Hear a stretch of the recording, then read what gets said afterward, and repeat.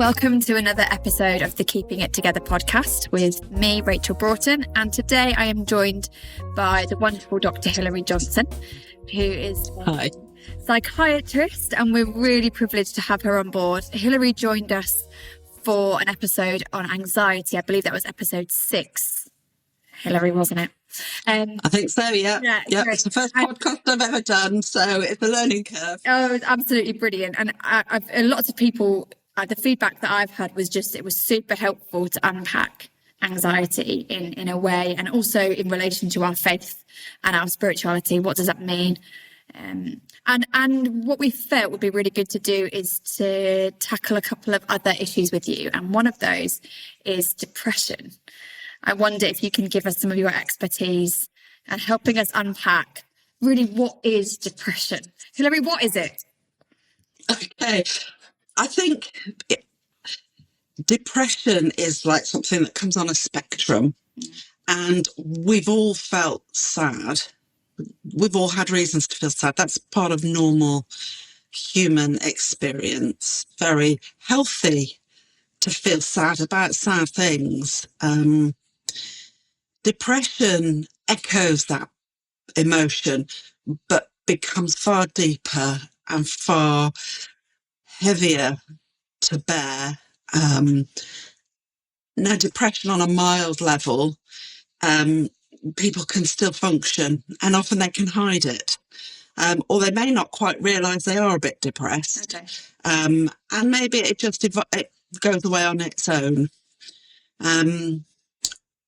Depression that becomes more severe can get to the point where it is really impacting your ability to function and your life, and maybe your relationships, maybe even your ability to care for yourself, maybe even your ability to think clearly about maybe the problems that are causing the depression, so you can't actually resolve it because you're so overwhelmed with the feelings.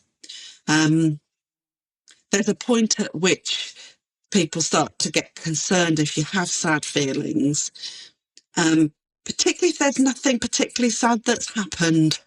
Sure. Okay. So sad. Often we worry about, we understand if there's a trigger to feel sad, and a classic trigger would be a bereavement, where you might feel sad for quite some time, and that's possibly within normal realms. But sadness that goes on for maybe more than about 3 weeks without any sense of lifting is a time to start to think, is this a sadness that's turning into depression? Okay. Yeah. So sadness caused by something that you can pinpoint, very normal and very much just the human emotion doing what it needs to do. But when that's sort of extended period and it becomes, oppressive, making life hard to manage, that's more what we're talking about when we're talking about depression. Am I understanding that? Yes, and I think when it's stopping you from being able to be your normal self, perhaps, when it's stopping you from being able to experience joy and peace, when it's stopping you from perhaps being able to think clearly or to function. And those are the times when what's normal has become abnormal, but maybe even damaging to us, because if we can't care for ourselves properly, or for those around us, then that's not normal. And we need to start thinking about, well, what's going on here, and why am I feeling this way? Yeah. And we've said the word abnormal, but statistically 1 in 6 of us will suffer from depression in our lifetime to varying degrees. Like you said, it's a spectrum. Some may be low level that doesn't necessarily prevent us from functioning or maybe experiencing some moments of joy, but some very severe and some very dark periods. What are some of the things that we need to be looking out for when we're thinking about depression? What are some of the signs and symptoms? Because the reality is many of us lead or are involved in the leadership of churches. This is not something that we're immune to. This affects everybody. So there will be people in our churches and maybe even people listening who are experiencing some of what you're talking about. So what are some of the signs and symptoms that we need to be thinking about? Well, the overarching symptom would be generally low mood, although some people would experience more of a numbness. They're almost like they've got no feeling, an absence of feeling. And this loss of pleasure or interest in things that would normally lift them up if they've had a tough day at work or had a row with someone or feeling a bit miserable about something. If you're really struggling to find ways to give yourself pleasure, maybe you used to love reading and there's something that's stopping you. You just can't get in and you can't get the joy out of it anymore. Or maybe it's about being with people that normally lift your spirits, but somehow even being with them doesn't do it for you. Other symptoms that people can have, which are very, that lots of things could cause this, but it often comes within depression, is tiredness and fatigue, the real sense of drained, lack of energy. It's not the satisfying feeling of tiredness because you've worked jolly hard and then, you've just climbed a mountain and you feel tired, but there's something quite okay about that type of tiredness. This is more sort of not making sense. I just struggle to be able to do the basics in life without this whole overwhelming feeling of exhaustion. Another thing is that it can affect our ability to concentrate and pay attention. And therefore, we're struggling to notice the good things around us because perhaps we're preoccupied. There are other emotional things that can go with depression. Guilt can be an important one. And it may be that you're feeling guilty, but you don't really know, because you recognise that feeling, but you don't really know, what am I guilty about? And then you start looking for reasons why you're guilty and then start to think it's all due to that. But sometimes the guilt feeling comes even though there isn't a clear trigger for that. Is that where you would say like anxiety comes together? Because a lot of people have experienced depression and anxiety kind of like together. Would you say that what you're talking about in terms of that guilt, maybe that anxiety, that's where people experience the two of those things? I think they could. Yes, that's a really interesting thought. It would make sense, wouldn't it, that they could go hand in hand, that you have this unsettled guilt feeling that just doesn't quite fit. So it feeds a worry about, well, if I've done something wrong, how can I put it right? Yeah. And if I don't know what I've done wrong, then I'm churning over this horrible feeling that makes us feel very stressed and anxious. So yes, I think they could go hand in hand in certain contexts, definitely.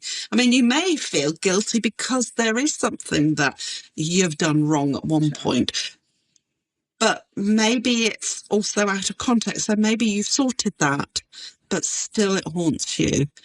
And you've dealt with it. You've been forgiven as a Christian. You've maybe even repaired a relationship, but still you have the weight of that guilt. So this suggests there's something deeper that needs to be dealt with. Other feelings, emotions that can go alongside is a sense of worthlessness. Right.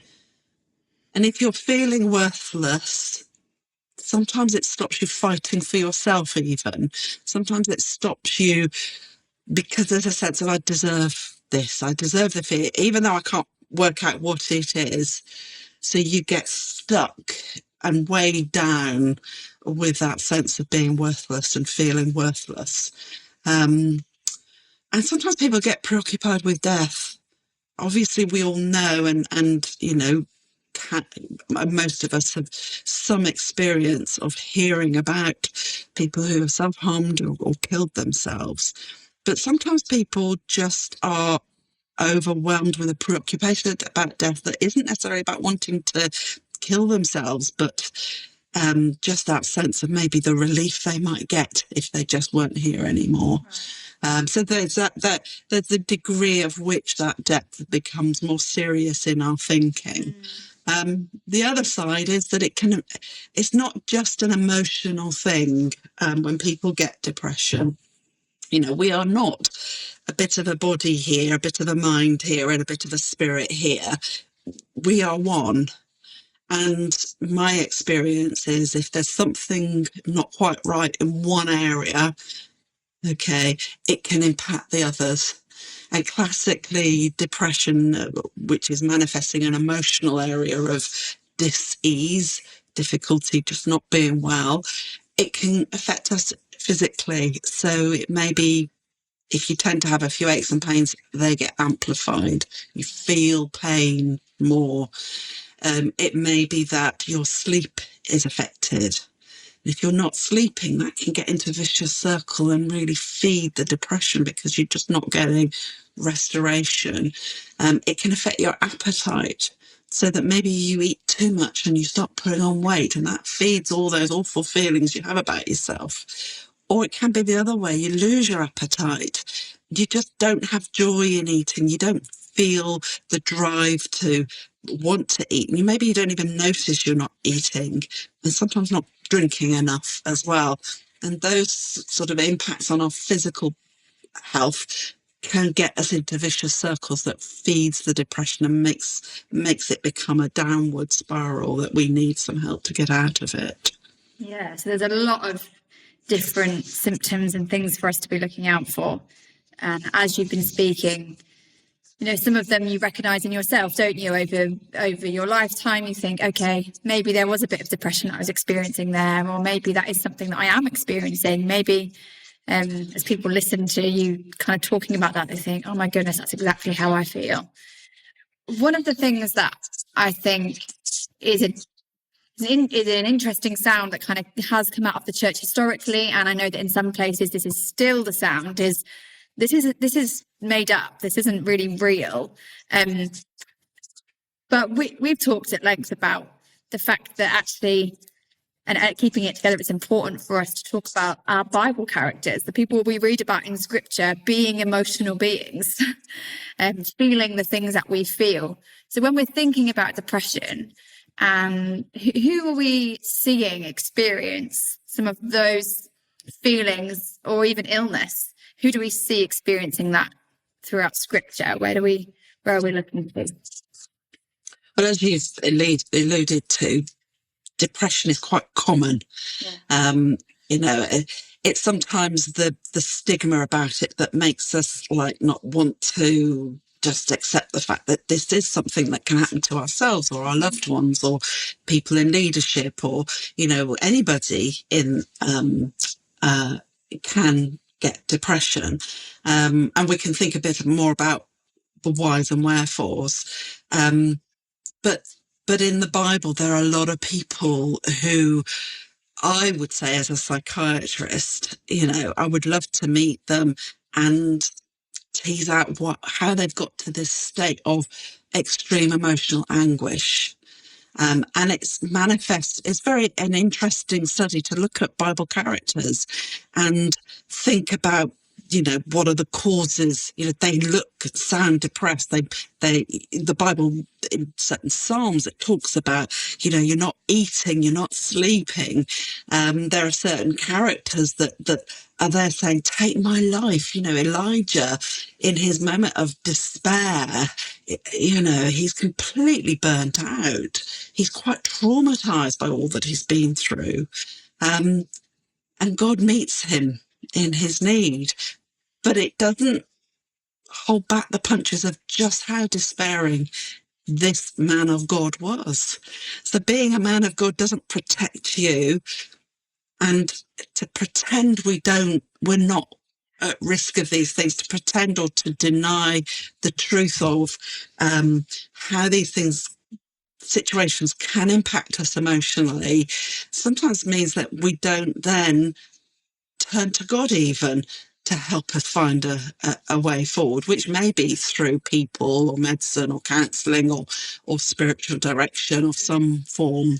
There are other characters, so David, obviously I mentioned the Psalms. That's such a gift to us. And sometimes when we struggle to put into words how we're feeling, just searching through the Psalms, you can say, that's me, goodness. And that in a way gives permission in a community where sometimes it feels like we've all got to be showing how we've got such joy in the Lord. And actually, I mean, personally, I think it's possible to have joy and still be depressed. So that's an interesting one to explore maybe another time.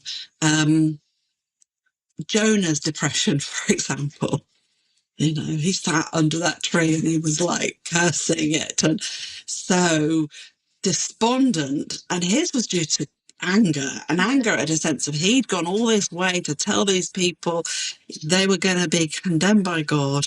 And then they took him seriously, repented, and and restored their relationship with God. And he's like in this awful situation of actually he feels quite aggrieved. He went through an awful lot, got swallowed up by a whale, all the trauma of that in order to go and deliver this message eventually. But he was human and he got overwhelmed with the anger at what he'd been through, perhaps. And maybe a sense of injustice, and a sense of like, why did you have to put me through all this? You could have sorted this out. But God chose to use him in that way, and it was painful part of that process. I think I saw a really clever thing on the internet recently. It must be a Facebook meme, and it's got David and Goliath, an image of David and Goliath, and God didn't give David a crown to help him become king. God gave David Goliath. This was a huge mammoth task. And this was the start of him becoming king and meeting his final destiny. So sometimes we go through really tough journeys, tough roads, but because at the end God is going to use that to bring about greater purposes. But in the midst of it, you still have to face the ordeal. Job, for example, this is an example of somebody, if ever there was, we call about endogenous depression, exogenous depression. So endogenous means it comes from within when there's no clear outside event that's triggered it. Exogenous is where it's come from without. And there may be things that mean we're more likely to react to certain external stresses. Well, I mean, nobody would not be able to get overwhelmed with depression and despair if they'd gone through what Job had gone through. He was somebody that God says is a really strong, righteous man, and he experiences grief that very few of us will ever experience. But a lot of us have maybe touched on some of those things, whether it was the physical disease, whether it was the loss of loved one, whether it was loss of everything you built up in your life, whether it's your career or your home or, whatever all of that was taken away. And what was left? And he really felt the pain and the agony and the suffering of all of that. So, of course, the emotional suffering goes alongside that, and the exploring, God, are you really good? God, help me understand. I'm never going to stop believing that you're good, and yet it's so hard to compare with how I'm feeling inside with that you're allowing this. And this is just a really profound. So, and there are more. Maybe we should do a podcast on different characters and explore what they went through and, how we can relate to them. But I think those sorts of things really give us that sense that honesty before God is welcome. We've mentioned that before in the anxiety podcast, that depression doesn't disqualify faith or even your strength of faith or even, your heldness as a Christian in God's arms. And that God meets us with compassion and doesn't condemn us. And he doesn't want us to go through, to suffer. And yet, I really have a sense that, which is a real blueprint perhaps for what Christian ministry can be for people who are suffering from depression. I really believe that when we weep, Jesus weeps alongside us. You know, we see he did that with the loss of Lazarus, though he knew he was going to raise him from the dead. He saw the grief and the pain that the people he loved, but also that inner pain of what he had lost in that moment when he'd lost Lazarus, his special friend. And when we weep, whatever our loss or triggers of our depression, I really believe that God draws close, even if we don't feel it. He is there with us, and he weeps about this fallen world and all the reasons why we may end up in this position. Yeah, and you've touched on the fact that there's these kind of two types of depression almost. The depression that you can identify as caused by something external, like for example with Job. And you've talked about how Jesus wept with people and stood with people. What are some of the other causes of depression, and how do we sit with people within those causes? Because it's very painful to walk with people through depression of any sort. Mm-hmm. But when you're walking with somebody who you know what the cause is, for example, it's been a grief or it's been, an illness cycle, or you can sort of identify some of the causes that are causing the cycle of depression. There's something solid that you can kind of stand with them in. What about when it isn't as obvious? What causes it, and what does that look like to journey with somebody through that? So, as a psychiatrist, if I'm meeting with an individual to assess them and try to find out what the cause is of why they're presenting in this particular way and why they're asking for help, what they're feeling, and what's driven that, what's caused that, we have a sort of framework where we think about these things. One is, what is a precipitating factor? What's a trigger? Okay, so it may be some loss or other. What may be a predisposing factor? So what makes us maybe slightly more at risk of developing something like depression at a certain stage in our life? And that can be genetics, it's known. It can be sort of hormonal changes. For example, women who have just given birth or even before they're having babies, that something to do with the hormonal changes can trigger it. Can mean that you're possibly at risk of getting depression, because a lot of women will have hormonal changes but won't get depression, but for some there seems to be that risk. Is it that there has been trauma in your childhood, or bad things that have happened to you, or bad patterns of care that you've received that has impacted your ability to learn how to care for yourself in later life? So that's a risk factor. Then there may be, so there's the trigger factors, there's the risk factors, then there may be the perpetuating factors. Why is it that this, for example, you smashed the car, maybe that's the trigger. Now, all of us will feel a bit miserable for a few weeks, but the normal pattern, within 3 weeks, usually our mood will get back and we've problem solved and we've moved on from it. But if you're still down there, what's maintaining that? So that would be what we call a perpetuating, the 3 Ps, a perpetuating factor. And it could be a number of things that are meaning. So it could be that they're social things, like I've got no money now, and that's maintaining it. Or it could be that there is physical things, like it's really affected my sleep and I'm really sensitive to bad sleep.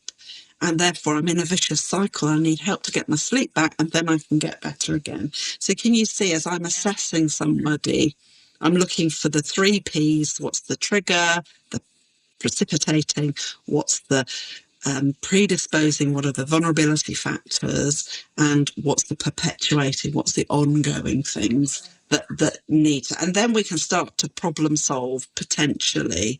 I can't undo someone's genetics. No. But I may be able to help them problem solve in a way that isn't normal for them to. So the other aspect I would look at also are biological, psychological, and sociological, and maybe also spiritual. So there's those aspects. So in each of these factors, I will look for the things that in my experience and in research has shown can contribute to causing, maintaining and triggering depression in individuals. And often there's an interplay Yes. of all of them. And so as a psychiatrist, part of the need for me is to find the wisdom of what is the biggest contributor, where is the core pathology, and therefore what direction will I guide my patient to try to help them get out of this difficult stage in their life and to restore themselves back to their normal selves, back to their usual selves, back to their ability to have joy and care for themselves. Yeah. Okay, so I was just going to ask you about, is it ever just a spiritual problem? But I feel like you've really answered that in the sense that it's often just multiple layers of various things, including genetics, hormonal changes, and all sorts of things that we are not in control of. But there is an element potentially within our Christian faith that we maybe understand some of the problem solving of it maybe slightly differently, or is there another element that we can be considering as Christians? How should we be understanding depression, and what is the spiritual angle that maybe we can adopt? I mean, that's a huge question, and we could do a whole podcast in that on itself. But I think it's really helpful. Sometimes it's hard for us to see ourselves what the causes are. And you said, could it be simply spiritual issue? Well, it could be, but that's very unusual. Okay. And it could be simply a physical problem. And again, it's very unusual that it's simply one of those factors. Sure. And I think this is going back to this business of we are not separate, physical, spiritual, psychological. We've got to bring it all together and honour the fact that we are spiritual beings, we are physical beings, and we are emotional, thinking beings, and that all those things are joined together. Okay, but I think if we can discern where the core pathology is, so let's say somebody comes to me and they are overwhelmed with guilt, my need to discern is this pathological guilt, or is it that they do have guilt and this is a spiritual need, that they just need some guidance as to how to get forgiveness? It's a huge thing. But part of my ability as a Christian psychiatrist would be to look at the discernment of that and how I can empower them to lift themselves out of this. And it may be that there is a spiritual component, but they have become so depressed that they cannot think in healthy ways to problem solve and be honest to find the path out. And in those times, it may be that even though there is a spiritual component, I may recommend medication, but I wouldn't just recommend medication if I actually thought the root cause is something spiritual, or due to childhood trauma, or because they've got a thyroid disorder or some other physical illness, but it may be they still need to be lifted out. So I remember years ago, talking with Dave Burke, in fact, and we were doing a bit of teaching in the church on depression, and the way I sort of put it was that, and I've seen Dave use it, which is really nice. I was only a junior doctor, just first or second year, but I think it's a helpful analogy of like your life, you're in a swimming pool. Okay. And usually we can get in and out as we need to. Okay. But if the water level drops to such a degree that we can't even reach the bottom run of the ladder, we can't get ourselves out. Sometimes you need someone with a hand that will help pull you to reach that first run of the ladder. Sometimes you're too far even for the hand. And we've got to lift the water up. And I see that perhaps as where medication comes in. It can come in to lift us to a degree where we can reach the first run of the ladder. And then with the encouragement of the people standing around the pool, come on, you can do it, we can start to. But when that water is so low that we can't even reach the first rung of the ladder, that's when we feel hopeless. Yeah. And hopelessness, lack of hope, is one of the most serious symptoms of depression. That's the one that if you are helping someone with depression and they've really lost all hope and they can see no way for a future, that's when I would say that's the time to take this really seriously and maybe try to help them get help, go and see their GP, because that's one of the red flags that says this person is potentially at risk of becoming far more seriously unwell or harming themselves or other difficult and sad, bad outcomes from people who become unwell in this way. Yeah, and we'll make sure that we pop in the show notes some links for places that people, if you're a Christian leader and you notice that somebody is at risk, places that you can recommend that they reach out to, but obviously the GP, yes, being the first point of call. You were talking there about hope, and I just feel as we're kind of coming to the end of this podcast, I want to finish really on this really solid thing that we have as Christians, which is hope. Hope despite circumstance, hope despite chemical imbalances in our brain, hope despite everything, because Jesus is who he says he is, and because we live with an eternal perspective. But I wonder, from your perspective, and having walked with lots of people through depression and those and other mental health issues, what is the Christian hope that we have in relation to depression? Well, I would say, yes, as a Christian, we're perhaps a bit more in tune with the three aspects I talked about: physical, spiritual, psychological. And actually, as a Christian, we can draw on our faith to help us. And just as I said that, you may need to see your doctor, but actually prayer and turning to God gives us an advantage. It really does, as Christians.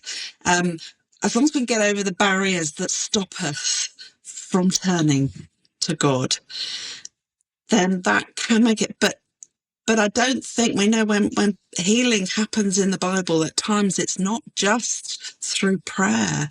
Sometimes hands are placed on an individual. There's something physical goes on. Sometimes oil is put on somebody. There's like medication. Olive oil was like a medication. We can bring all these things together. But the fact that we know we are spiritual, and that feeding our spirit can help us physically, it can help us mentally, just like feeding our body's physical food can help us thrive spiritually.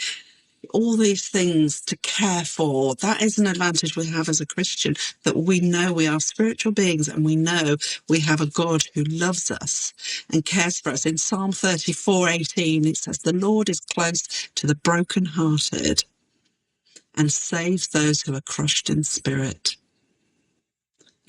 God believes depression exists. Yeah, it sounds like it, and doesn't it? And he meets us in our need. Yeah. And he has walked this earth as a man and knows the depth of despair and anguish, as we saw when Jesus approached the cross. God really knows our suffering, and we matter to him. And he doesn't want us to be feeling this. And there is hope. Depression is treatable. And as a Christian, we have an advantage. We can draw on making ourselves spiritually healthy as well, or working towards allowing God to make us spiritually healthy. That just enables us to have a whole life experience that will help us during times of grief, despair, and depression. Yeah, that's wonderful. On this podcast, we talk so much about coming to God as our authentic selves, not putting on a brave face before him, trying to wear our Sunday best every single time we come to him, but about being honest about how we're feeling. And we're met in the scripture with so many of the authors being honest with the Lord about how they're feeling and his love for them in that. We don't want to just end by saying, but we've got loads of hope and it's all going to be fine. That's not the reality for lots of people. It's hard, and it can feel like that dark cloud just overwhelms and is there to stay. And it's very painful, but we do know that we are held exactly as we are by Jesus, and how he, and one of the obstacles for getting that help is often shame. And I want to note a previous episode with Dave Burke and wonderful chap called Mark Manell, who just unpacks shame. And if that's something that's stopping you from reaching out to get help, or even stopping you approaching the Lord with your authentic self, with your depression, with the darkness, just want to note that episode and suggest that you have a little listen, because shame really steals our opportunity to receive comfort from the Spirit. And I want to encourage you to listen to that episode. Hilary, thank you so much for your time and your expertise. It's been wonderful. There's so much more to unpack, and I could talk to you about this topic for a long time. We'll definitely schedule some more recordings in. Thank you. Great to be with you. See you soon. Okay. Bye-bye then.